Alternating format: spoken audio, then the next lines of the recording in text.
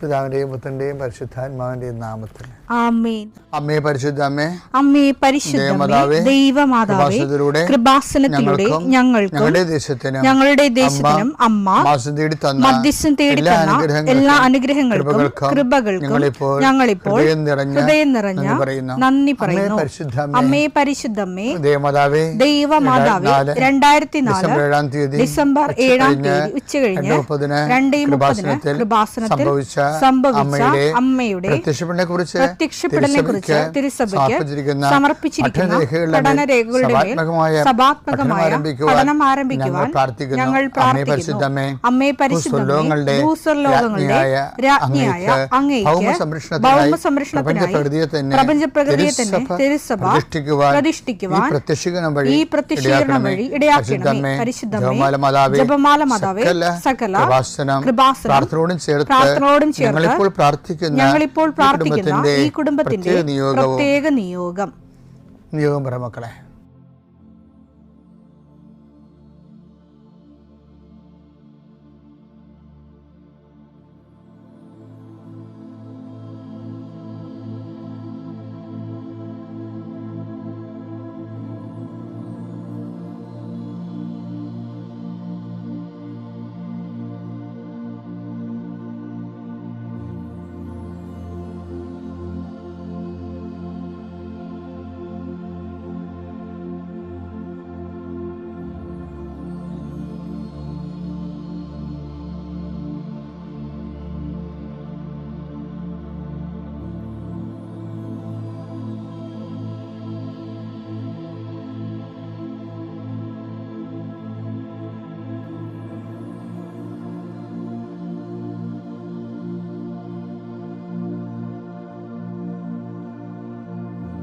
അമ്മയുടെ പ്രത്യക്ഷീകരണത്തിന്റെ ഈ അനുഗ്രഹവേളയിൽ ഞങ്ങൾക്ക് സാധിച്ചു തരുവാൻ കനിയണമേ. ആമേൻ. വിശ്വാസ പ്രമാണം. സർവശക്തനായ പിതാവും ആകാശത്തിന്റെയും ഭൂമിയുടെയും സൃഷ്ടാവുമായ ദൈവത്തിൽ ഞാൻ വിശ്വസിക്കുന്നു. അവിടുത്തെ ഏകപുത്രനും ഞങ്ങളുടെ കർത്താവുമായ ഈശോമിശിഹായിലും ഞാൻ വിശ്വസിക്കുന്നു.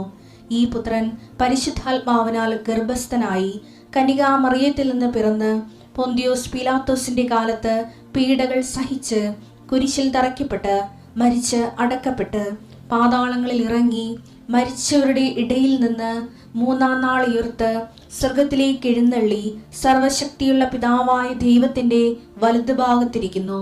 അവിടെ നിന്ന് ജീവിക്കുന്നവരെയും മരിച്ചവരെയും വിധിക്കുവാൻ വരുമെന്നും ഞാൻ വിശ്വസിക്കുന്നു. പരിശുദ്ധാത്മാവിലും ഞാൻ വിശ്വസിക്കുന്നു. വിശുദ്ധ കത്തോലിക്കാ സഭയിലും പുണ്യവാന്മാരുടെ ഐക്യത്തിലും പാപങ്ങളുടെ മോചനത്തിലും ശരീരത്തിന്റെ ഉയർപ്പിലും നിത്യമായ ജീവിതത്തിലും ഞാൻ വിശ്വസിക്കുന്നു. ആമേൻ. സുഖസ്ഥനായ ഞങ്ങളുടെ പിതാവേ, അങ്ങയുടെ നാമം പൂജിതമാകണമേ. അങ്ങയുടെ രാജ്യം വരണമേ. അങ്ങയുടെ തിരുമനസ് സ്വർഗത്തിലെ പോലെ ഭൂമിയിലും ആകണമേ. അന്നു വേണ്ടുന്ന ആഹാരം ഇന്ന് ഞങ്ങൾക്ക് തരണമേ.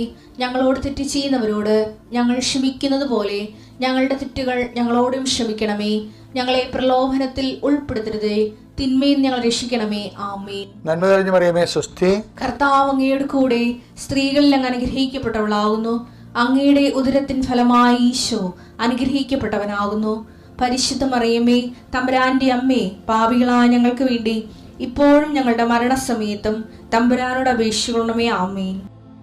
എൻ്റെ മക്കളെ, നമ്മൾ ഇന്ന് പ്രാർത്ഥിക്കുമ്പോഴേ നമുക്കറിയാലോ, ആഴ്ച 2 പ്രാവശ്യം അല്ലെങ്കിൽ നമ്മൾ ഡോക്യുമെൻ്റ് വെച്ച് പ്രാർത്ഥിക്കും. അപ്പോൾ അതുകൊണ്ട് ഈ ഡോക്യുമെൻ്റൊക്കെ എടുക്കാനുള്ള ഞാൻ സമയം തരാം നിങ്ങൾക്ക്. നിങ്ങളുടെ ഇപ്പം നീറ്റിൻ്റെ പരീക്ഷയൊക്കെ വരുന്നില്ലേ, 2 എഴുതാൻ പറഞ്ഞിരിക്കണില്ലേ. അതുപോലെ തന്നെ പല PSC പരീക്ഷ വരുന്നുണ്ട്.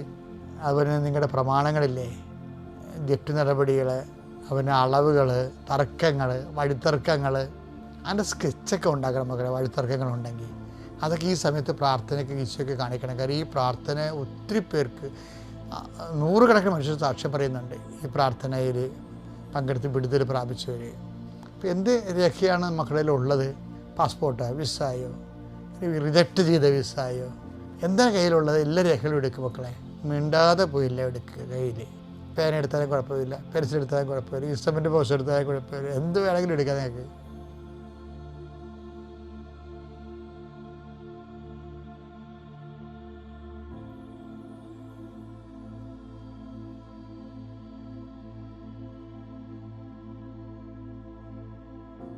കർത്താവെ, നിൻ്റെ ഉന്നതമായ നാമത്തിന് സ്വസ്ഥം ചെയ്യുന്ന കർത്താവെ, അങ്ങയുടെ മക്കൾ അവരുടെ ജീവനോപാധികൾക്ക് മാധ്യമമായ എല്ലാ രേഖകളും അവരുടെ കൈകളിലേക്ക് അവർ കൊണ്ടുവന്നിരിക്കുകയാണ്. കർത്താവ്, സർട്ടിഫിക്കറ്റുകളുണ്ട്, പ്രമാണങ്ങളുണ്ട്, പാസ്പോർട്ടുണ്ട്, പല അപേക്ഷകളുണ്ട് ഈശോയെ. ചില ഹോസ്പിറ്റലുകളിലും ചില സ്ഥാപനങ്ങളിലൊക്കെ കൊടുത്തിരിക്കുന്ന അപേക്ഷകൾ, അതിന് തീരുമാനങ്ങളില്ല. വീടിന് നമ്പറിട്ട് കൊടുക്കാൻ വേണ്ടി, നമ്പർ കിട്ടാൻ വേണ്ടി വില്ലേജ് ഓഫീസിൽ കൊടുത്തിരിക്കുന്നവരുണ്ട്, പഞ്ചായത്തിൽ കൊടുത്തിരിക്കുന്നവരുണ്ട്. പക്ഷേ ഇതുവരെ നമ്പറിട്ട് കിട്ടിയിട്ടില്ല. അതിൻ്റെ രേഖകളുണ്ട് ഞങ്ങളുടെ കയ്യിൽ. കാര്യം കർത്താവ് അടക്കത്തില്ലെന്ന് പറയുന്ന രീതിയിൽ റീസർവേക്ക് വെച്ചിരിക്കണം എന്നൊക്കെ പറഞ്ഞുകൊണ്ട് നമ്മളെ വിഷമിപ്പിക്കുന്ന രേഖകളുണ്ട്. നിങ്ങൾ ഓരോ സ്ഥലങ്ങളിലേക്ക് വിടാനുള്ള ജോബ് ആപ്ലിക്കേഷൻസ്, ജോലിക്ക് വേണ്ടിയുള്ള അപേക്ഷാ ഫോറങ്ങളുണ്ട് ഈശോയെ. കല്യാണ സർട്ടിഫിക്കറ്റുകൾ, അതുപോലെ തന്നെ കല്യാണക്കുറികൾ.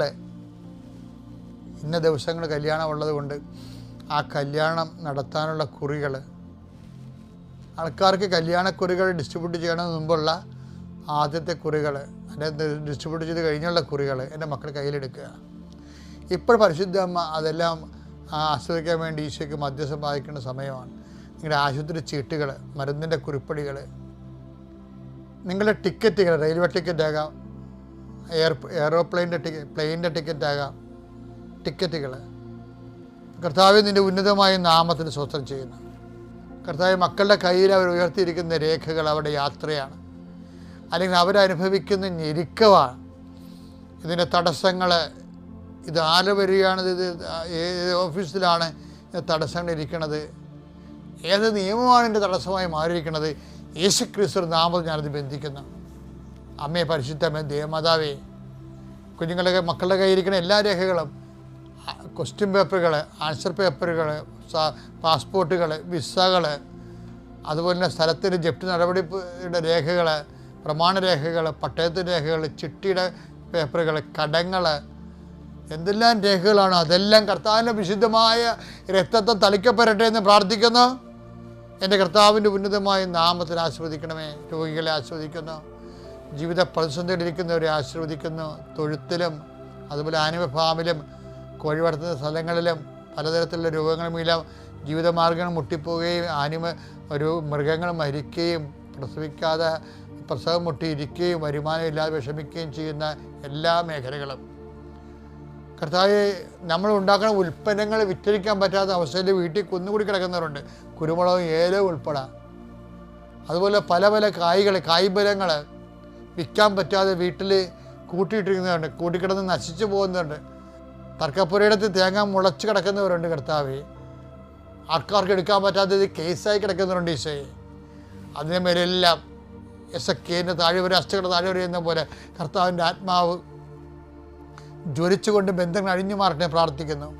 എൻ്റെ കർത്താവിൻ്റെ ഉന്നതമായ നാമത്തിൽ, സഭയുടെ അധികാരത്തിൽ, കുരിശിൻ്റെ അടയാളത്തിൽ, ദൈവത്തിൻ്റെ ശക്തിയാൽ നീ പോകുന്ന വഴികളിൽ സഞ്ചാരി മാതാവ്, സമയത്തിൻ്റെ അധികാരി, നിനക്ക് സന്ധിപ്പ് സമാധാനം നൽകട്ടെ, സൗഖ്യം നൽകട്ടെ. നിത്യം പിതാവും പുത്രനും പരിശുദ്ധാത്മാവായ സർവ്വീശ്വരെ നീക്കുവാമേൻ. എൻ്റെ പ്രിയപ്പെട്ടവരെ, നമ്മളിന്ന് പലതരത്തിലുള്ള ദൈവസഹായങ്ങളെ കുറിച്ചാണ് നമ്മൾ ചിന്തിക്കുന്നത്. ഇപ്പോൾ ചിലരൊക്കെ ഈ തൊഴിൽ സംരംഭകരില്ലേ, ഇന്നൊരു സംരംഭക എൻ്റെ അടുത്ത് പ്രാർത്ഥിക്കാൻ വന്നിരുന്നു. ഇന്നല്ല, കഴിഞ്ഞ ദിവസം. ഇപ്പോൾ അവരൊരു ഫ്രഷ് തേനിൻ്റെ ഒരു ആൽബം എനിക്ക് തന്നു. ഭയങ്കര എക്സിക്യൂട്ടീവ് ആൽബം, നല്ല രസമാണ് കാണാൻ. അപ്പോൾ അവർ പറഞ്ഞിരിക്കുന്നത്, ഞാൻ സംരംഭകയാണ്, എനിക്ക് വേണ്ടി പ്രാർത്ഥിക്കണമെന്ന്. അതാണ് ഒരു ഉടമ്പടി എടുത്തിട്ട് പറഞ്ഞിരിക്കുന്ന കാര്യം. പുതിയ സംരംഭകരൊക്കെ ചെയ്യണമെന്ന് അറിയാമോ? ഈ കേരളത്തിൽ വ്യവസായ കേന്ദ്രമെന്നും പറഞ്ഞ് എല്ലാ ജില്ലയിലുണ്ട്. ഖാദി ബോർഡ്, വ്യവസായ കേന്ദ്രം. അപ്പോൾ പുതിയ സംരംഭകർ എന്ത് ചെയ്യണത്, അവരുടെ ഈ ഖാദി ബോർഡും വ്യവസായ കേന്ദ്രമൊക്കെ കുറേ സെമിനാറുകൾ നടത്തും. എന്നിട്ട് നമുക്ക് സ്വന്തം നിലയിൽ ചെയ്യാവുന്ന സബ്സിഡിയുള്ള കുറേ വ്യവസായ സംരംഭങ്ങളെക്കുറിച്ച് അവർ നമുക്ക് പറഞ്ഞു തരും. അതിൻ്റെ ലീഫ്ലെറ്റൊക്കെ തരും. അപ്പം നമ്മൾ നോക്കണത്, ആ ലീഫ്ലെറ്റ് എടുത്തിട്ട് നമുക്ക് എന്ത് ചെയ്യാൻ പറ്റും? പന്നി വളർത്തൽ, കോഴി വളർത്തൽ, തേൻ ശേഖരണം, മെഴുകുതിരി നിർമ്മാണം, അങ്ങനെ കുറേ സാധനം. ഏതിനാണ് സബ്സിഡി ഉള്ളത്, ഏതാണ് നമ്മുടെ സഹകരണം ചെയ്യാൻ പറ്റണമെന്ന് നോക്കും. അപ്പോൾ അങ്ങനെയാണ് ആൾക്കാർ ഓരോ വ്യവസായമൊക്കെ തുടങ്ങണതേ സ്വന്തമായിട്ട്, പിന്നെ ഡെവലപ്പ് ചെയ്ത് വരുന്നതാണ്. അപ്പോൾ ഈ സംരംഭകർ ചെയ്യേണ്ടത് ഒരു വിഷയം എന്ന് വെച്ചാൽ, ബൈബിളിലും തിരയണത് വാസ്തവത്തിൽ നമ്മളിതാണ്. ചില സമയത്ത്, എപ്പോഴുമല്ല, എന്തെല്ലാം സഹായം ദൈവത്തിൽ നിന്നുണ്ട്.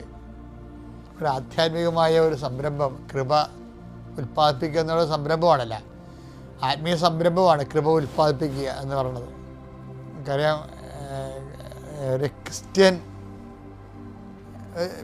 ഒരു ഫെയ്ത്ത് എന്ന് പറയണത്, ക്രിസ്ത്യൻ ഫെയ്ത്ത് എന്ന് പറയണത് ബേസ് ചെയ്തിരിക്കുന്നത് ബ്ലെസ്സിങ്സിലല്ലെന്ന് ഞാൻ നിങ്ങളോട് എപ്പോഴും പറയും. എന്താ കാര്യം? ബ്ലെസ്സിങ്സ് എന്ന് പറയുമ്പോൾ ക്രിസ്തുവിന് മുമ്പ് ബ്ലെസ്സിങ്സ് ഉണ്ടല്ലോ, അപ്പോൾ ഞാൻ നിങ്ങളുടെ ഇടയ്ക്ക് പറയാറുണ്ട്, നിരീശ്വരവാദിയാണെങ്കിലും പ്രാർത്ഥിക്കാത്തവരാണെങ്കിലും ബ്ലെസ്സിങ്സ് കിട്ടിക്കൊള്ളൂ, ഒരു കുഴപ്പമില്ല. എല്ലാ നിരീശ്വരവാദികളും പട്ടിണി കിടക്കണം ഇവിടെ, അല്ലല്ല. ദൈവത്തെ തള്ളി പറയുന്നവരൊക്കെ പട്ടിണി കിടക്കണം, അല്ല. നിങ്ങൾ സന്താന പുഷ്ടിയുടെ പെരുകി, ഞാൻ ഈ പന്തി തന്നെ പറഞ്ഞിട്ടുണ്ട് ഡെയിലി ബ്രെഡിൽ, നിങ്ങൾ സന്താന പുഷ്ടിയുടെ പെരുകി ഭൂമിയെ കീഴടക്കാൻ പറഞ്ഞു. കഴിഞ്ഞ മാസം പറഞ്ഞാൽ അവർക്ക് കൊണ്ട് ഓർത്താൽ മതി. ഇപ്പം നമ്മുടെ ഭൂമി എന്ന് പറഞ്ഞാൽ എന്താണ്? നമ്മൾ നടന്നു തീരേണ്ട സമയം, നമ്മുടെ ജീവിതം തീരണതാണ് നമ്മുടെ ഭൂമി. എവിടെ വെച്ച് തുടങ്ങി എവിടെ വെച്ച് ജീവിതം തീരുന്നു, അതാണ് നമ്മുടെ ഭൂമി. അപ്പോൾ ഭൂമി ആ ജീവിതം കീഴടക്കാൻ പറയുകയാണ്. ജീവിതം കീഴടക്കാൻ വേണ്ടി വിദ്യാഭ്യാസമുണ്ട്, തൊഴിലുണ്ട്. അതൊക്കെ ദൈവത്തെ വിളിക്കാതെ തന്നെ ഓട്ടോമാറ്റിക്കായിട്ട് ഈ മനുഷ്യന് ചെയ്യാൻ പറ്റുന്ന രീതിയിൽ ദൈവം ബുദ്ധിയെല്ലാം കൊടുത്തിട്ടാണ് പറയണത്, നിങ്ങൾ ഭൂമിയെ ജീവിതം കീഴടക്കണം, സന്താന പുഷ്ടിയുള്ളവരാകണം, പെരുകണം, ഭൂമിയെ കീഴടക്കണം എന്ന് പറയും. അങ്ങനെ അതാണ് ജനറ്റിക്കൽ ബ്ലെസ്സിങ് എന്ന് പറയണത്. അതുകൊണ്ടാണ് നമ്മൾ പിന്നെ ഞങ്ങൾക്ക് തന്നെ ആവശ്യം, പള്ളിയിൽ പോകേണ്ട വല്ല ആവശ്യമുണ്ട്, ഞങ്ങൾക്ക് ജീവിക്കാനുള്ള മാർഗ്ഗം ഉണ്ടെന്നൊക്കെ പറയുന്നുണ്ട്. അങ്ങനെയൊക്കെ ദൈവത്തോട് അടുത്ത് നിൽക്കുന്നവർ ആക്ഷേപിക്കണ ഈ വിവരമില്ലായ്മ പറഞ്ഞുകൊണ്ട് കൊട്ടിഘോഷിച്ചുകൊണ്ടാണ്. അല്ല, കൊട്ടിഘോഷിക്കേണ്ട കാര്യമില്ല, നിങ്ങളതൊന്നും കേൾക്കാൻ പോകരുത്. പക്ഷേ ക്രിസ്ത്യാനിറ്റിയിൽ വാട്ട് ഈസ് സ്പെഷ്യൽ? ക്രിസ്ത്യാനിറ്റിയിൽ എന്ന് പറയുമ്പോൾ എന്താണ്? അവൻ്റെ നാമത്തിൽ നമ്മൾ വിശ്വസിക്കണത്, അല്ലേ? അവൻ്റെ നാമത്തിൽ. യോഹന്നാൻ 1:16 അവന്റെ പൂർണ്ണതയിൽ നിന്ന് നാം എല്ലാം കൃപയ്ക്കുമേൽ കൃപ സ്വീകരിച്ചിരിക്കുന്നു. അപ്പം ഇനി അവൻ്റെ നാമത്തിൽ വിശ്വസിക്കുന്നവർ 1:12 തന്നെ സ്വീകരിച്ചവർക്കെല്ലാം തന്റെ നാമത്തിൽ വിശ്വസിക്കുന്നവർക്കെല്ലാം ദൈവമക്കളാകാൻ അവൻ കഴിവ് നൽകി. അപ്പം ദൈവമക്കളാകാനുള്ള ഒരു അടിസ്ഥാന സ്റ്റാറ്റസ് കിട്ടിക്കഴിഞ്ഞാൽ പിന്നെ ഉള്ളത് എന്താണ്? കൃപയ്ക്കുമേൽ കൃപയാണ്. ക്രിസ്ത്യാനിറ്റിയിൽ നമ്മൾ ഉന്നം വെക്കുന്നത് ദൈവമക്കൾ. ഇപ്പോൾ ജ്ഞാനസ്ഥാനത്തോടെ ദൈവമക്കളാകാനുള്ള കഴിവ് നമുക്ക് കിട്ടും. പിന്നെ എന്താണ്? ജ്ഞാനസ്ഥാനം കൊണ്ട് നിൽക്കണില്ല, നമ്മുടെ ജീവിത വിഷയങ്ങളെ, ജീവിത പ്രശ്നങ്ങളെ വിശ്വാസബദ്ധമായിട്ട് ഈ പ്രസരണ നഷ്ടമില്ലാതെ ഏകാഗ്രതയോടുകൂടി ദൈവത്തെ ഫോളോ ചെയ്ത് പോകുന്നവർക്കാണ് കൃപയ്ക്ക് മേൽകൃപയെന്ന് പറയുന്നത്. കൃപയെന്ന് മാത്രം പറഞ്ഞാൽ മതി. മേൽകൃപയെന്ന് പറയുന്നത് അക്വയർഡ് ഗ്രേസാണ്, ആർജിത കൃപ. ദൈവം ഒരു പ്രൊജക്റ്റ് തരുമ്പോൾ ആ പ്രോജക്റ്റ് വെച്ചിട്ട് ഓട്ടിസമൊക്കെ ഉള്ള കുഞ്ഞുങ്ങളല്ലേ, ഇന്ന് കഴിഞ്ഞ ദിവസങ്ങളിൽ ഞാൻ എത്ര കുഞ്ഞുങ്ങൾക്ക് വേണ്ടി പ്രാർത്ഥിച്ചത്. അയ്യോ, കുഞ്ഞുങ്ങൾ അത്താരെ വരും, അവർ പരക്കം പാഞ്ഞ് ഭ്രാന്ത് പിടിച്ച് ഓടും. അവിടെ പുറകെ അപ്പനോടും, അപ്പനെ ഓടിക്കൊണ്ടുവരുമ്പോൾ അവർ കിടന്ന് കാറും. അപ്പം നമുക്ക് ഭയങ്കര സങ്കടം തോന്നും. ശരിക്കും നമുക്ക് സങ്കടം തോന്നുന്നത് വെച്ച് കഴിഞ്ഞാൽ ഈ അപ്പൻ എൻ്റെ പുറകെ ഓടുകയാണ്. ചില കുഞ്ഞുങ്ങളെ നമുക്ക് ജോലിക്കും പോകാൻ പറ്റത്തില്ല, ചിലർക്ക് ആരും എക്കത്തുമില്ലല്ല. അപ്പോൾ ഇതെന്ന് പറയണത്, ഈ സംഭവം എന്ന് പറയണത് ഇങ്ങനെ വന്നു കഴിഞ്ഞാൽ ഈ മേൽകൃപ എന്ന് പറയുന്ന സാധനം ഇതുപോലെ എക്സ്ട്രാ ഇപ്പം വിശേഷവിധിയായി നിങ്ങൾ എന്താണ് ചെയ്യുന്നത് എന്ന് കർത്താവ് ചോദിച്ചില്ലേ? മത്തായി 5:46 നിങ്ങളെ സ്നേഹിക്കുന്നവരെ നിങ്ങൾ സ്നേഹിച്ചാൽ നിങ്ങൾക്ക് എന്ത് പ്രതിഫലമാണ് ലഭിക്കുക? എന്ത് പ്രതിഫലമാണ് ലഭിക്കുക? ചുങ്കക്കാർ പോലും അതുതന്നെ ചെയ്യുന്നില്ലേ? സഹോദരങ്ങളെ മാത്രമേ നിങ്ങൾ അഭിവാദനം ചെയ്യുന്നുള്ളൂവെങ്കിൽ വിശേഷവിധിയായി എന്താണ് നിങ്ങൾ ചെയ്യുന്നത്? വിശേഷവിധിയായി എന്താണ് നിങ്ങൾ ചെയ്യുന്നത്? ഇപ്പൊ ദൈവത്തിന്റെ മനസ്സിരിപ്പ് എന്താണ്? നമ്മൾ കോമൺ ആയിട്ട് ആൾക്കാർ ചെയ്യുന്നതിനേക്കാൾ വിശേഷവിധിയായി ചെയ്യേണ്ടി വരും. അവിടെയാണ് ഈ ഗ്രേസ് അപ്പോൺ ഗ്രേസ്, കൃപയ്ക്ക് മേൽ കൃപ. അപ്പം വിശേഷവിധിയായി നമ്മൾ ചെയ്യുന്നതിനാണ് ഈ ആർജിത കൃപ കിട്ടണത്, മേൽകൃപ കിട്ടണത്. അപ്പം വിശേഷവിധിയായി നമ്മൾ ചെയ്യണമെന്നില്ല, നമ്മുടെ ജീവിതത്തിൽ സംഭവിച്ചാൽ മതി. ഇപ്പം എൻ്റെ അനിയൻ്റെ മകന് ഓട്ടിസം ഇല്ല, പെങ്ങളുടെ മകൾക്ക് ഓട്ടിസം ഇല്ല, പക്ഷേ എൻ്റെ മകന് ഓട്ടിസം ഉണ്ട്. ഇപ്പം നമ്മൾ ഭാര്യയോട് പറയും നീ കൊണ്ടുവന്നാടി, നീ കൊണ്ടുവന്നാണ്. അങ്ങനെ പരസ്പരം പഴിയാനോ കുറ്റപ്പെടുത്തുന്ന ഒരു കാര്യമില്ല. അതുകൊണ്ട് ഈ ഇരുട്ട് കൊണ്ട് ജീവിതത്തിൻ്റെ ദൂരം അടക്കാൻ പറ്റത്തില്ല. മറിച്ച് അത് നമ്മൾ കർത്താവിൻ്റെ നാമത്തിൽ എടുക്കുമ്പോൾ വിശേഷവിധിയായി നീ എന്താണ് ചെയ്യുന്നത്, വിശേഷവിധിയായി നീ എന്താണ് സഹിക്കുന്നത്. അപ്പം നിനക്ക് ഉത്തരവായി. ഓരോ ഓട്ടിസം രോഗികളും അതുപോലെയുള്ള ഇപ്പം അപ്പനോ അമ്മയോ ആരെങ്കിലും എക്സ്ട്രാ നിനക്ക് സഹനം വരണയെല്ലാം കൃപയുടെ വാതിലാണ്. അപ്പം നിങ്ങൾ ചോദിക്കും ഈ കൃപ എന്തിനാ, എനിക്ക് വെട്ടിപ്പുഴുക്ക് തിന്നാനാണെന്ന് വിചാരിക്കുക. അങ്ങനെ ചോദ്യം കുഴപ്പമില്ല. കൃപയുടെ വില അറിയാൻ മേലാത്തവരെ. കാര്യം എൻ്റെ മക്കളെ, ഇതിൻ്റെ പ്രശ്നം എന്ന് വെച്ച് കഴിഞ്ഞാൽ ഇതിനെക്കുറിച്ച് കൃത്യമായ ഒരു അറിവ് വേണം. എന്താ കാര്യത്തിൽ ഇപ്പം ഞാനിപ്പോഴും പറയത്തില്ലേ, നിങ്ങളെ ടീച്ച് ചെയ്യാൻ വേണ്ടിയാണ് മാതാവ് എനിക്ക് പ്രത്യക്ഷപ്പെട്ടതെന്ന് ഞാൻ വിശ്വസിക്കുന്നത്. അല്ല മാതാവ് പ്രത്യക്ഷപ്പെട്ടതുകൊണ്ട് എനിക്ക് പ്രത്യേകിച്ച് വലിയ പ്രയോജനം ഉണ്ടായ സഭയെന്നും കുറേ ആക്ഷേപങ്ങൾ ആദ്യകാലങ്ങൾ കേട്ടു. പുറത്തുള്ളവരും കുറേ വിമർശിച്ചു. ചിലർ ഇപ്പോഴും പറയുന്നുണ്ട് കള്ളത്തരമാണെന്ന് പറയുന്നുണ്ട്. അതാണ് എനിക്ക് കിട്ടിയത്. നിങ്ങൾക്കറിയാമല്ലോ, എനിക്ക് കിട്ടിയതാണ് ഇത്. അങ്ങേര് കണ്ട ഓരോ കാര്യം ചെയ്യണം കണ്ടില്ലേ, അത് കമൻ്റൊക്കെ കിട്ടിയാൽ മതി. അപ്പോൾ എനിക്ക് ചിരി വരും. എന്താ കാര്യം? മാതാവ് പ്രത്യക്ഷപ്പെട്ടത് കൊണ്ടും ദുരന്തം ഉണ്ടാകാൻ പ്രാർത്ഥിക്കുന്നത് കൊണ്ടും എൻ്റെ അക്കൗണ്ടിലേക്ക് വന്നത് എന്താണ്? ഈ കാട്ടുകള്ളെന്നുള്ള വിളിയാണ്. അപ്പോൾ അത് മറ്റവർക്കില്ലല്ലോ. അതാണ് എനിക്ക് വിശേഷവിധിയായിട്ടുള്ളത്.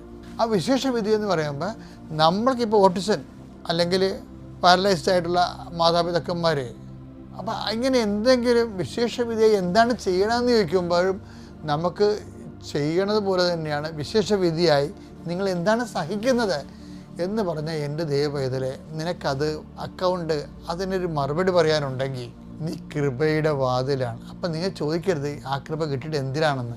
എന്താ കാര്യത്തിൽ നമ്മുടെ നിത്യജീവിതം എന്താണ്?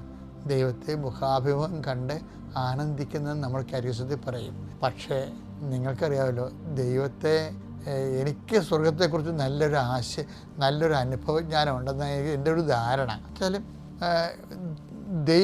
ദൈവത്തെ നമ്മുടെ ആത്മാവ് ദൈവത്തിലാണ് ഏറ്റവും കൂടുതൽ സന്തോഷിക്കുന്നത്. അപ്പോൾ ദൈവത്തിൻ്റെ സാന്നിധ്യം ആകുമ്പോൾ തന്നെ ആത്മാവിലെ ആനന്ദം നിറയും. ആനന്ദത്തിൻ്റെ ഒരു ഗ്രഡേഷൻ ഉണ്ടല്ലോ, നിത്യാനന്ദം എന്ന് പറയാം അതിന്. വെച്ചാൽ അതൊരിക്കലും അസ്തമിക്കത്തില്ല. ഞാൻ നിനക്ക് നൽകുന്ന സന്തോഷം ആരും നിങ്ങൾ എടുത്തു കളയത്തില്ലെന്നാണ് പറയണത്. എടുത്തു കളയാത്ത സന്തോഷം. അപ്പം അതിനു വേണ്ടിയുള്ള പക്ഷേ അത് പേയ്മെൻ്റാണത് ഭയങ്കര. കാരണം ക്രിസ്തു അത് നേടിയെടുത്തത് കൊടകോര സഹനങ്ങളിലൂടെയല്ലേ. അവൻ വില കൊടുത്തെന്നൊക്കെ പറയണത്. അപ്പോൾ അവൻ നേടിയെടുത്ത ഒരു ആത്മാവിൻ്റെ അനന്ത സാധ്യതയിലേക്ക് നമുക്ക് അവകാശം കിട്ടുന്നതിന് വേണ്ടി വിശേഷവിധിയായി നീ എന്താണ് സഹിക്കുന്നത്? ഇപ്പോൾ ഒരു കാത്തലിക്കിന് വാസ്തവത്തിൽ ഇങ്ങനെയുള്ള വിഷയങ്ങൾക്ക് കൃത്യമായ രീതിയിലുള്ള വ്യക്തമായ മറുപടികളും ഉത്തരങ്ങളും ഉണ്ട്. പക്ഷെ നിങ്ങൾക്കറിയാം, ഇതൊക്കെ വരുമ്പോൾ പറയാൻ എളുപ്പവും കേൾക്കുമ്പോൾ മനസ്സിലാക്കുകയും ചെയ്യുമെങ്കിലും അനുഭവിക്കുമ്പോൾ ഇപ്പോൾ തണുപ്പ് വന്നപ്പോൾ ചില ആൾക്കാർ ഇവിടുന്ന് മൂന്നാർ പോയായിരുന്നു. കഴിഞ്ഞ ഒരു 3-4 മാസം മുമ്പ് മൂന്നാർ മഞ്ഞ് പെയ്തെന്നും പറഞ്ഞു പോയി. ഇനി സ്വിറ്റ്സർലൻഡ് ഇവിടെയാണെന്ന് പറഞ്ഞുകൊണ്ട് ആൾക്കാർ നമ്മുടെ ചെറുപ്പക്കാരൊക്കെ വണ്ടിയെടുത്ത് മൂന്നാറിൽ പോയി. അവർ മഞ്ഞ് വീടൊക്കെ കണ്ട് കാലാവസ്ഥയ്ക്ക് ഭയങ്കര ഇപ്പോൾ ക്ലൈമറ്റ് ചേഞ്ച് ഭയങ്കരമാണല്ല. പക്ഷേ യഥാർത്ഥ മഞ്ഞ് വീണ കണ്ട നമ്മൾ പുറത്തിറക്കത്തില്ല. -4, -5, -8 എന്നൊക്കെ പറയുമ്പോൾ നമ്മുടെ കാര്യത്തിൽ തീരുമാനമാകുകയാണ് ശരിക്കും പറഞ്ഞത്. അപ്പോൾ സഹനമെന്നൊക്കെ പറയാൻ എളുപ്പമാണ്. അപ്പോൾ യഥാർത്ഥ സഹനം വരുമ്പോൾ ഇതുപോലുള്ള പ്രശ്നങ്ങൾ നമുക്ക് താങ്ങാൻ പറ്റാതെ വരും. ഇതുകൊണ്ടാണ് ഇതിന് ഗ്രേസ് വേണമെന്ന് പറയണത്. മനസ്സിലായ? ആ ഒരു സാഹചര്യത്തെ നീ അഗ്നിയിലൂടെ നടക്കും, അഗ്നി നിന്നെ വിഴുങ്ങത്തില്ല എന്ന് പറയുമ്പോൾ നീ വെള്ളത്തിലൂടെ പോകും, വെള്ളം നിന്നെ മുക്കിക്കളയത്തില്ല എന്ന് പറയുന്നതിനാണ് കൃപ എന്ന് പറയുന്നത്. ഒരു സാഹചര്യത്തിലൂടെ പോകുന്നു, പക്ഷേ അതിൻ്റെ ആവിയും പുകയും തീയും പൊള്ളലും അനുഭവിക്കാതെ ആ ഒരു അധ്യായം നമ്മൾ ജീവിച്ചു തീർക്കുകയാണ്. അപ്പോൾ ഈ എന്തെങ്കിലും ഈ വിശിഷ്യ സഹനങ്ങളിരിക്കുന്ന ആൾക്കാർ എപ്പോഴും കൃപയെക്കുറിച്ചും നിങ്ങൾക്ക് വിശേഷവിധിയായ കൃപയുമുണ്ട്, അത് മേൽകൃപ എന്ന് പറയണത്. അപ്പം അതിനുവേണ്ടി നിങ്ങൾ ഈ വിഷയം വളരെ ദൈവികമായിട്ട് എടുക്കണം. ദൈവികമായിട്ട് എടുക്കുമ്പോൾ ദൈവം നിങ്ങൾക്ക് അത് അതിജീവിക്കാനുള്ള കൃപ തരും. കാര്യം ദൈവത്തെ ഞാൻ അടുത്ത ദിവസങ്ങൾ അത് നന്നായിട്ട് പറഞ്ഞു തരാം. ചില കാര്യങ്ങൾക്ക് നമ്മൾ എടുക്കേണ്ട തീരുമാനം. അപ്പോൾ നാളെ ശ്രദ്ധിക്കണേ. പിതാവിൻ്റെയും പുത്രൻ്റെയും പരിശുദ്ധാത്മാവിൻ്റെയും നാമത്തിൽ. അമ്മയുടെ പ്രത്യക്ഷീകരണത്തിൻ്റെ സാക്ഷിയാക്കി എന്നെ എൻ്റെ കുടുംബത്തെയും ഉയർത്തിയതിന് പരിശുദ്ധ അമ്മയ്ക്കും ഈശോ അപ്പച്ചനും കോടാനുകോടി നന്ദി പറയുന്നു.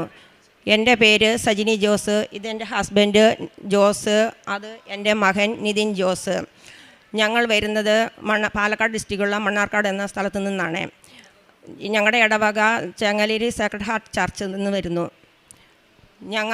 ഞാൻ അല്ല ആദ്യമായി ഉടമ്പടി എടുത്തത്. എൻ്റെ കുടുംബത്തിൽ നിന്ന് എൻ്റെ മകനാണ് ആദ്യമായി ഉടമ്പടി എടുത്തത്. അവന് കിട്ടിയ അനുഗ്രഹം ഞാൻ അവൻ തന്നെ പറയും. എൻ്റെ പേര് നിതിൻ. 2023 മാർച്ച് ഏപ്രിലാണ് ഞാൻ +2 പാസ് ഔട്ടായത്. +2 കഴിഞ്ഞ് അബ്രോഡ് പോകാനായിരുന്നു എൻ്റെ ആഗ്രഹം. അങ്ങനെ 2024 ഫെബ്രുവരി ഇൻടേക്കിൽ ഓസ്ട്രേലിയയിലോട്ട് പോകാൻ ഉള്ളൊരാഗ്രഹത്തിൽ ഞാൻ അപ്ലിക്കേഷൻ കൊടുക്കുകയും അതിൻ്റെ പ്രോസസ്സ് തുടങ്ങുകയും ചെയ്തു. പക്ഷേ 2024 ഫെബ്രുവരി പ്രോസസ്സ് വളരെ തടസ്സങ്ങളുണ്ടാവുകയും എനിക്ക് ആ ഒരു ഇൻടേക്കിൽ പോകാൻ സാധിക്കാതെയും ചെയ്തു. അങ്ങനെ ഏപ്രിൽ 2024 മമ്മിയുടെ ഫ്രണ്ട്സ് വഴി കൃപാസനത്തെക്കുറിച്ച് അറിയുകയും 2024 ഏപ്രിൽ 6-ാം തീയതി ഇവിടെ വന്ന് ഉടമ്പടി എടുക്കുകയും ചെയ്തു. അങ്ങനെ ഉടമ്പടി എടുക്കുകയും അതിനുശേഷം ജൂലൈ ഇൻടേക്കിലോട്ടുള്ള പ്രോസസ്സുകൾ തടസ്സങ്ങളില്ലാതെ നിറവേറ്റുവാൻ പരിശുദ്ധ അമ്മയും ഈശോ മിശിഹായും എനിക്ക് സാധിച്ചു തന്നു.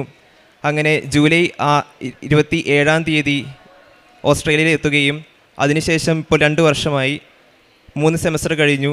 പരീക്ഷകളിലും എല്ലാത്തിലും ഈശോയും അമ്മയും എനിക്ക് ഒരു തടസ്സങ്ങളും ഉണ്ടാക്കി തന്നിട്ടില്ല. അതിന് ഈശോയോടും അമ്മയോടും ഞാൻ നന്ദി പറയുന്നു. ഞങ്ങൾ നേർച്ച വസ്തുക്കൾ എപ്പോഴും ഉപയോഗിക്കും. രാവിലെയും വൈകുന്നേരവും നെറ്റിയിൽ തൈലം തേച്ചാണ് ഞങ്ങൾ പ്രാർത്ഥിച്ചുകൊണ്ടിരിക്കുന്നത്. അതുപോലെ എന്ത് വിഷമസന്ധിയിലും ഉപ്പ് ഞങ്ങൾ ഉപയോഗിക്കാറുണ്ട്. ഞാൻ ഉടമ്പടി എടുക്കുന്നതിന് മുന്നേ പരിശുദ്ധ അമ്മ എനിക്ക് ദർശനത്തിൽ വന്നു. ഞാൻ ഉടമ്പടിയിലാണ് ഞാൻ ഇറ്റലിയിലാണ് വർക്ക് ചെയ്തുകൊണ്ടിരിക്കുന്നത്. അപ്പോൾ ഇവന് ഒന്നും പോകാൻ ശരിയാകുന്നില്ല. 1 വർഷമായിട്ട് ഇവനൊന്നും ശരിയാകുന്നില്ല. അപ്പോൾ ഞാൻ രാവിലെ എണീറ്റ് പ്രാർത്ഥിച്ചുകൊണ്ടിരുന്നപ്പോഴത്തേക്ക് പരിശുദ്ധ അമ്മ ആകാശത്ത് പരിശുദ്ധ അമ്മയെ ഞാൻ കാണപ്പെട്ടു. അപ്പോൾ എനിക്ക് മനസ്സിലായി എൻ്റെ മോൻ എന്തായാലും ഓസ്ട്രേലിയയിലേക്ക് പോകുമെന്ന്. അത് പരിശുദ്ധ അമ്മ അവിടെ എത്തിക്കുമെന്ന് എനിക്ക് 100% ഉറപ്പുണ്ടായിരുന്നു. അതുപോലെ ഞാൻ 2025 ഇവിടെ വന്ന് ഉടമ്പടി എടുക്കുന്നത്. അപ്പം ഞാൻ മോനോട് ചോദിച്ചു, കൊച്ചിന് എന്നാ ഉടമ്പടിയിൽ നിയോഗം വെക്കേണ്ടതെന്ന്. അവൻ പറഞ്ഞു, മമ്മി എനിക്ക് പ്രാർത്ഥിക്കാനുള്ള കൃപാവരം ലഭിക്കാനും നല്ലൊരു ജോലി കിട്ടാനും സഹായിക്കണമെന്ന് എഴുതാൻ പറഞ്ഞു. അപ്പം ഞാൻ അതുപോലെ ഈ 2 നിയോഗങ്ങളും എഴുതി. പരിശുദ്ധ അമ്മ ഇവനെ കൃപാസനത്തിൽ എത്തിക്കുകയും നല്ലൊരു ജോലി തടസ്സമുണ്ടായിരുന്ന നല്ലൊരു ജോലി നൽകി പരിശുദ്ധ അമ്മ അനുഗ്രഹിക്കുകയും ചെയ്തു. അതുപോലെ എൻ്റെ 2ാമത്തെ സാക്ഷ്യം, ഞാൻ 17 വർഷമായി ഇറ്റലിയിൽ വർക്ക് ചെയ്യുകയാണ്. അപ്പോൾ എനിക്ക് അൺഎംപ്ലോയ്മെൻറ്റ് പെൻഷൻ കിട്ടണമെന്ന് ഒത്തിരി ആഗ്രഹമുണ്ടായിരുന്നു. അതിന് ഒത്തിരി തടസ്സങ്ങളുണ്ടായിരുന്നു. ഞാൻ ജോലിയില്ലാതെ കൊണ്ട് ഞാൻ അവിടെ നിൽക്കുമ്പോഴത്തേക്ക് ഞാൻ അൺഎംപ്ലോയ്മെൻറ്റ് പെൻഷന് എഴുതി കൊടുക്കുകയും ഞാൻ നോർത്തിലാണ് വർക്ക് ചെയ്യുന്നത്. അവരെന്നെ 2 മാസം കൂടുമ്പോൾ എന്നെ വിളിച്ചുകൊണ്ടും ഇരുന്നു. അപ്പോൾ എനിക്ക് ഇതിനിടയ്ക്ക് UK പോകുവാനും അതിനുശേഷം ഇറ്റലിക്ക് വന്ന് ഒക്ടോബർ 23 എനിക്ക് ഡേറ്റ് അവർ തരികയും ചെയ്തു. ഞാൻ ഒക്ടോബർ 23 ഓഫീസിൽ ചെന്നപ്പോഴത്തേക്ക് അവിടുത്തെ മേഡം എനിക്ക് പരിശുദ്ധ അമ്മ എങ്ങനെ ഇരിക്കുന്നോ അതുപോലെ തന്നെയാണ് തോന്നിയത്. കാരണം ഞാൻ ആ മേഡത്തിൻ്റെ ടേബിളിൻ്റെ ഫ്രണ്ടിൽ ഞാൻ ഉപ്പ് കുരിശ് വരച്ച് എൻ്റെ കയ്യിൽ കാശുരൂപം ഉണ്ടെന്ന് ഞാൻ മുറുകെ പിടിക്കുകയും ചെയ്തു. അപ്പോൾ ആ മേഡം എന്നോട് പറഞ്ഞു, നിങ്ങൾ നാട്ടിൽ എപ്പോൾ വേണമെങ്കിലും പോക്കോ, തിരിച്ച് ഏത് സമയത്ത് കയറി വരുന്നോ അന്നേരം മാത്രം ഞങ്ങളെ വിളിച്ച്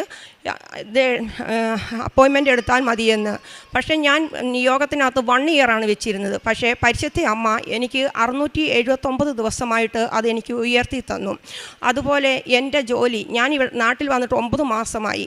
അപ്പോൾ എനിക്കൊരു ഭയങ്കര ആഗ്രഹം, ഞാൻ അമ്മയോട് ചോദിച്ചു, പരിശുദ്ധ അമ്മേ, ഞാൻ എന്നാ ചെയ്യേണ്ടത്? എനിക്ക് ഇറ്റലിക്ക് ഒരു 3-4 മാസത്തേക്ക് പോകണമെന്ന് ആഗ്രഹമുണ്ട്, അമ്മയുടെ അഭിപ്രായം എന്താ?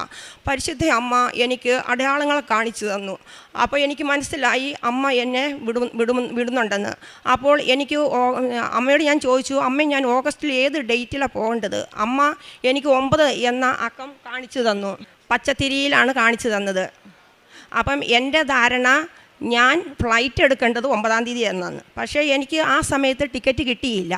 അപ്പോൾ ഇപ്പം ജോലിക്ക് ജോയിൻ ചെയ്യുന്നത് 9-ാം തീയതിയാണ്. പരിശുദ്ധ അമ്മയുടെ കരുണ എന്ന് പറഞ്ഞാൽ നല്ലൊരു കരുണയാണ് എനിക്ക് കിട്ടിയിരിക്കുന്നത്. ഞാൻ ആഗ്രഹിക്കുന്നത് എന്തോ പരിശുദ്ധ അമ്മ അത് എനിക്ക് സാധിച്ചു തരുന്നുണ്ട്. അതുപോലെ പരിശുദ്ധ അമ്മയുടെ പ്രസൻസ് എനിക്ക് അറിയണമെന്ന് ഒത്തിരി ആഗ്രഹം ഉണ്ടായിരുന്നു. അത് ഞാൻ നിയോഗത്തിൽ വെച്ചിരുന്നു.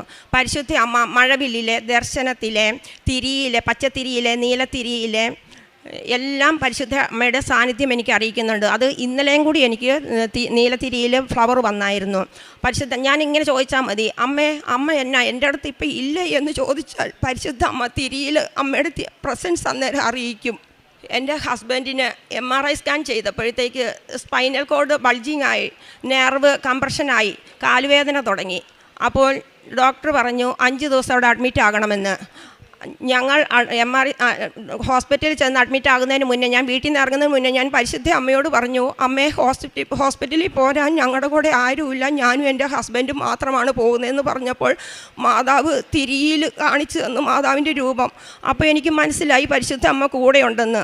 ഹോസ്പിറ്റലിൽ ചെന്ന് 4-ാം ദിവസം എൻ്റെ ഹസ്ബൻഡിന് വെളുപ്പാങ്കാലത്ത് നട്ടല് ആരോ പിടിച്ചു കുലുക്കി ശരിക്കും ഇടുന്നത് പോലെ. അപ്പോൾ ഇതിനു മുന്നേ മരുന്ന് ചെയ്തിട്ടൊന്നും മാറിയില്ലായിരുന്നു. പക്ഷേ പരിശുദ്ധ അമ്മയുടെ ആ സ്പർശനം അവിടെ നടന്നപ്പോഴത്തേക്ക് ഇന്ന് ഈ നിമിഷം വരെ അവിടെ ഒരു വേദനയോ കാര്യങ്ങളോ ഉണ്ടായിട്ടില്ല. പ്രേക്ഷിത പ്രവർത്തനം ചെയ്യുന്നത് പത്രം കൊണ്ടുപോയി ഗവൺമെൻറ് ഹോസ്പിറ്റൽ വഴി വിതരണം ചെയ്യാറുണ്ട്. അതുപോലെ ഞാൻ ഡെയിലി ബ്രെഡ് സ്റ്റാറ്റസായി ഇടാറുണ്ട്. അതുപോലെ ചൊവ്വാഴ്ച ദിവസങ്ങളിലെ ധ്യാനം ഞാൻ സ്റ്റാറ്റസായി ഇടാറുണ്ട്. അതുപോലെ കാരുണ്യ പ്രവർത്തികളായിട്ട് ഞങ്ങൾ ചെയ്യുന്നത്, എനിക്ക് ഈ അൺഎംപ്ലോയ്മെൻറ്റ് പെൻഷൻ കിട്ടുമ്പോൾ ഞാൻ അമ്മയോട് പറഞ്ഞായിരുന്നു, ഞാനൊരു തുക പറഞ്ഞിട്ട് ഞാൻ അമ്മയോട് പറഞ്ഞു, അമ്മേ എനിക്കിത് തരുവാണെങ്കിൽ ഞാൻ പാവങ്ങളെ സഹായിക്കാനായിട്ട് ഞാൻ ചെയ്തോളാം. അല്ലെങ്കിൽ ഞങ്ങൾ ചെയ്യാറുണ്ട്, എന്നിരുന്നാലും ഞങ്ങൾ പൊതിച്ചോറിന് ക്യാഷ് കൊടുക്കാറുണ്ട്. അതുപോലെ ക്യാൻസർ പേഷ്യൻസിന് കൊടുക്കാറുണ്ട്. പിന്നെ പൊതിച്ചോറ് ഞങ്ങൾ കെട്ടാറുണ്ട്. അത് ഞങ്ങൾ ഫാമിലി ആയിട്ടാണ് പൊതിച്ചോറ് കെട്ടാൻ. മോനിപ്പോൾ ഇവിടെ ഇല്ല, ഞാനും എൻ്റെ ഹസ്ബൻഡും കൂടിയാണ് പൊതിച്ചോറ് കെട്ടുന്നത്. ഞങ്ങളവിടെ ഗവൺമെൻറ് ഹോസ്പിറ്റലിൽ കൊണ്ടുപോയി കൊടുക്കാറുണ്ട്. അതുപോലെ ഗവൺമെൻറ് ഹോസ്പിറ്റലിൽ വേറെ ആൾക്കാർ ചോറ് കൊണ്ടുവന്ന് കഴിയുമ്പോഴത്തേക്കും ഞങ്ങളതും വിതരണം ചെയ്ത് കൊടുക്കാറുണ്ട്. പിന്നെ ഞങ്ങൾക്ക് ആത്മീയമായിട്ട് വളരാൻ സാധിച്ചെന്ന് പറഞ്ഞാൽ ഞങ്ങൾ കുടുംബ പ്രാർത്ഥന മുടക്കാറില്ല. ഞാൻ എല്ലാ ദിവസവും രാവിലെ 4:30-ക്ക് എണീറ്റ് പ്രാർത്ഥനയും ബൈബിളും വായിച്ചതിന് ശേഷമാണ് 5:30-യുടെ ഡെയിലി ബ്രെഡ് കൂടാറ്. അതുപോലെ 15 ദിവസം കൂടുമ്പോൾ ഞാൻ കുമ്പസാരിക്കാറുണ്ട്. ദിവസവും കഴിവിൻ്റെ പരമാവധി മുടക്കാതെ ഞങ്ങൾ വിശുദ്ധ കുർബാന കൂടാറുണ്ട്. ഇത്രയും പറഞ്ഞുകൊണ്ട് എൻ്റെ പരിശുദ്ധ അമ്മയ്ക്കും ഈശോ അപ്പച്ചനും കോടാനുകോടി നന്ദി പറയുന്നു. കുടുംബത്തിൽ വന്നൊരു മാറ്റം എന്ന് പറഞ്ഞാൽ സന്ധ്യാപ്രാർത്ഥന ഞങ്ങളിപ്പോൾ മുടക്കാറില്ല. എല്ലാവരും ഒത്തൊരുമയോടുകൂടി നിന്ന് സന്ധ്യാപ്രാർത്ഥന ചെല്ലാറുണ്ട്. അതുപോലെ ബൈബിൾ വായനയും എല്ലാം ഉണ്ട്. ബൈബിൾ വായനയുണ്ട്, സാക്ഷ്യങ്ങൾ ഞങ്ങൾ കേൾക്കാറുണ്ട്. ഞാൻ എല്ലാ സാക്ഷ്യങ്ങളും ഒന്നും ഇടാതെ കൊണ്ട് കേൾക്കാറുണ്ട്. അതുപോലെ ചൊവ്വാഴ്ചത്തെ ഓടമ്പടി ധ്യാനം മിസ് ചെയ്യാറില്ല.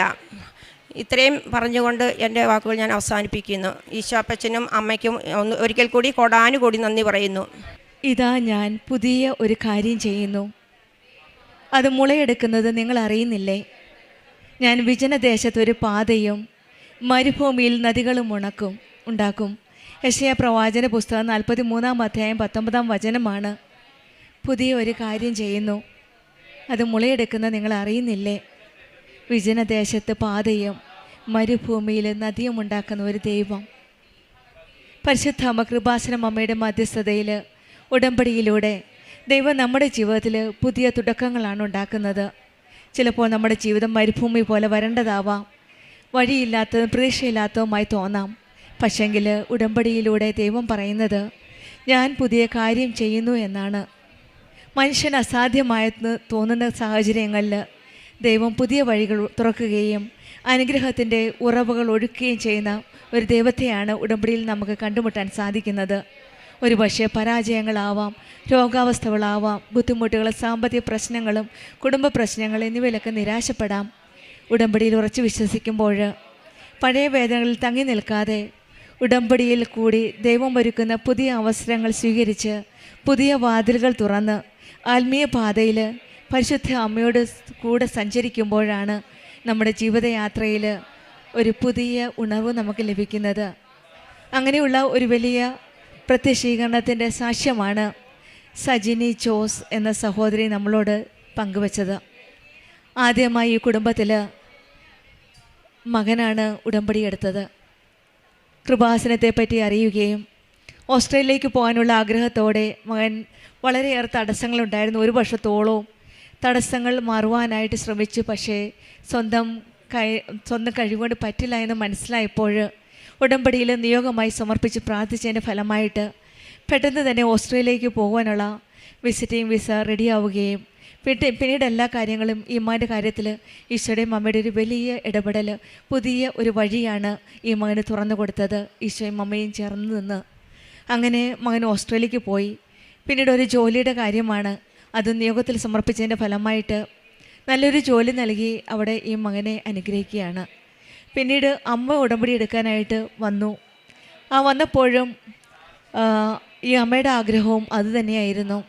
മകനോട് ചോദിച്ചപ്പോൾ എന്താണ് നിനക്ക് വേണ്ടി എഴുതേണ്ടതെന്ന്, മോൻ ഓസ്ട്രേലിയയിലാണ്. അപ്പോൾ മോൻ പറഞ്ഞത് പ്രാർത്ഥിക്കാനുള്ള കൃപയ്ക്ക് വേണ്ടിയിട്ടാണ്. ഈ കൊച്ചുമക്കൾ ഉടമ്പടിയിലേക്ക് കാല് വെച്ച് ചുവട് വെച്ച് മുന്നോട്ട് പോകുമ്പോൾ മനസ്സിലുള്ള ആഗ്രഹം പ്രാർത്ഥിക്കാനുള്ള കൃപയ്ക്ക് വേണ്ടിയിട്ടാണ് അമ്മയോട് നിയോഗം എഴുതി പ്രാർത്ഥിക്കാൻ പറഞ്ഞത്. അങ്ങനെ ആ മകന് വേണ്ടി പ്രാർത്ഥിക്കുകയും പാർട്ട് ടൈം ജോബിന് വേണ്ടിയിട്ട് ഈ അമ്മയും വീണ്ടും ആ നിയോഗം വെച്ച് പ്രാർത്ഥിച്ചിരുന്നു.